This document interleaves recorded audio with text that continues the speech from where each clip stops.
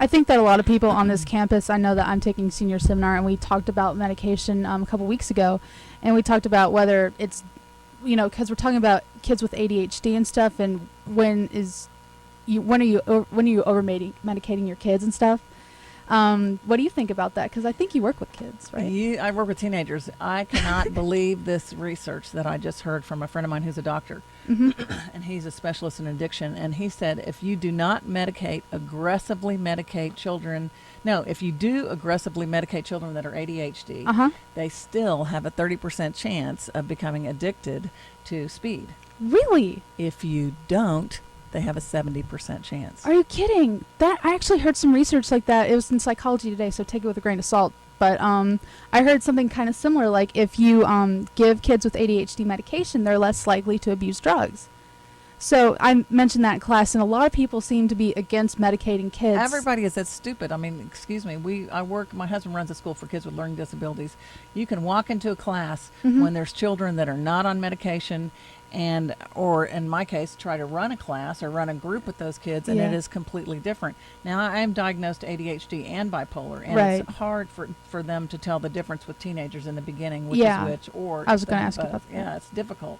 But the learning and the ability to learn and the ability to comprehend and work with academics is completely different. Most of the kids that come to our school, they go up 2 grades because, of course, our teachers work in small classes with kids that have learning disabilities. So then if you put them on medication, you're going to have an even better chance. It's like saying, I know you broke your arm, but we're not going to go against what God did to your arm. We're going to leave it broken. Right. We're not going to medicate you. We're not going to give you a cast for your arm. You have diabetes, or we're just going to go with it the way it is. Yeah, exactly. That doesn't seem very, it seems sort of wrong, I guess. Exactly. And if you think about why people say if someone truly has a diagnosed, and if you are going to deprive them of that medication, you wouldn't do that if they had any other illness.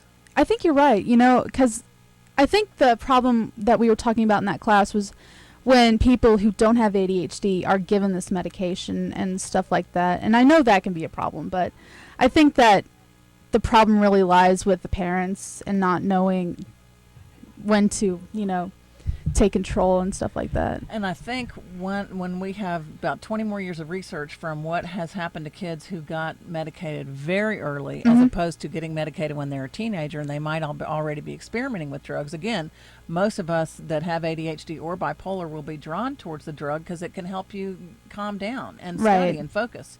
Now, I'm not talking about the kids that abuse them that are also ADHD. That's a big difference. But I think if you start very early and appropriately, you're going to have a different kind of kid that's not going to be drawn to it as much. Again, there's still a chance, but it's going to be a lot different. Okay, I think that you're right on that one.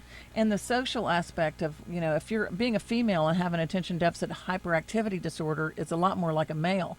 Because of the hyperactivity part of it. And the impulsivity to say things out loud that are inappropriate, cuss out loud, act sexual, all those things that happen to girls that are ADHD are a little bit out of the norm. So what happens is they're, sort of ostracized from some of the normal social groups, so they're going to fit in more with the druggies. But if you give them a medication like the only thing that works really is the stimulants, what happens is it turns on their neocortex so that you can watch and observe yourself. Well, being spontaneous and impulsive, I'm not noticing anything, in the head, out the mouth. So now there's some controversy about this, but Dr. Amen, the guy that I studied with and who's been on my radio show, he shows you a picture of a kid with ADD or an ADHD, especially ADHD, with no medication. You've probably already seen this, knowing your mom. So you take the brain and you look at it without medication, and then you put the kid on medication. You do a PET scan. Their brain looks like a normal brain. Yeah, I actually have seen that before. I think that if you do have the chance to help someone out, and you should, I really think that that's something that should be addressed, because I know that a lot of people in my class were against medicating kids. I know, and people do grow out of it, but if your grades go up if you go from 3rd to 5th grade in 1 year at a special school, what else could you want for a kid?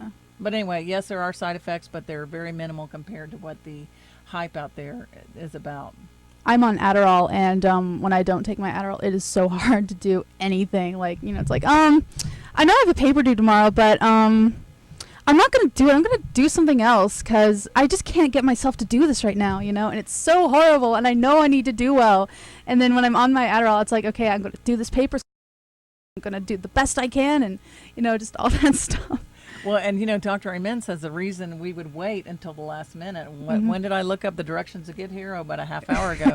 He says that people with ADHD wait till or ADD wait till the last minute because what happens is the adrenaline kicks in. Yes. And then the adrenaline acts like a stimulant. But we can only kick it in for 20 minutes. 20 minutes? Well, I'm exaggerating. I don't know the number. It's not like 8 hours like Adderall. No. It wears off. Yeah. My mom's been talking about this new form of Adderall. Vyvanse? Vyvanse. She's on Vyvanse now. I don't know if I should mention that. Like, you guys know my mom, but... But tell us about Vyvanse, how that's different from Adderall. Well, they keep telling me it's called a prodrug. And a prodrug means that, okay, here's how I think of it. A prodrug means you can't take it and give it to a kid and have them break it apart and snort it. Right. They can't abuse it. So the biggest difference with Vyvanse is it's slower, it's not easy to abuse. Right. And they don't get the high and the low from it. So if you're That's what I heard. Right. And if you're used to Adderall and you get that high and then the low, sometimes you kind of enjoy it, which is not a good thing. Yeah. So Vyvanse is not, you can't really abuse it very easily at all. And it's steady in the system. Yeah. I know that with me, when I get the high on the Adderall, it's like, oh God, I know the low is coming. It's going to be awful. And I hate that so much. It's really noisy out there. I know. I think I'm going to try Vyvanse and see how it is because I stopped taking Adderall for that reason. Yeah. Better than, I was on Dexedrine for a while, and that made me so nervous. And me depressed when it Really? would crash. Yes. Oh yeah, I would. You just focus on one thing, and it's not the right thing. You're just sitting there, and you're like, Exactly. Get obsessed. yeah. It's like, I don't want to get out of this chair. Exactly. I don't want to be in this chair, but I don't want to get out of this chair. Unfortunately, that is a good description of what stimulants can do to Yeah. some people. Is it increases the obsessive compulsiveness. Yeah. And I did notice it did that for me too. So I'm hoping Vyvanse when I try it. So I just go without the stimulant, but I do the bipolar medications. You should ask my mom because she's on it totally. I forgot to ask her. I will. Yeah. By the way, Suzi and my mom work together, kind of. Well, they work in the same office, and Suzi's totally awesome. She's like the most fun person at comprehensive psychiatric care. That's because I'm the only one who doesn't act like an adult. So. Yeah, that's probably true. But is Christine still there? Christine, She comes in probably a couple times a month. Yeah. Okay. I was wondering because she was totally there all the time when I was there. We have about Gimme Shock Treatment has 5 more minutes, but you can stay as long as you like. Gimme Shock Treatment is a great title. I want to say one more thing, and that is we're joking about all this stuff and talking about it because the most important thing for ADD and bipolar people is to have fun. Yeah. But the other thing that I do that is part of what I totally love is trauma work.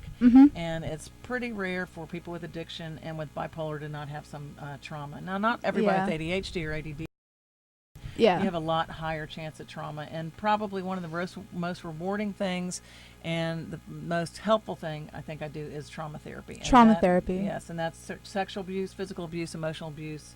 And, if you have 2 generations of people that are ADD and manic or depressed, you've definitely got some emotional trauma. That's true, totally. I mean, you just can't avoid it there. Right.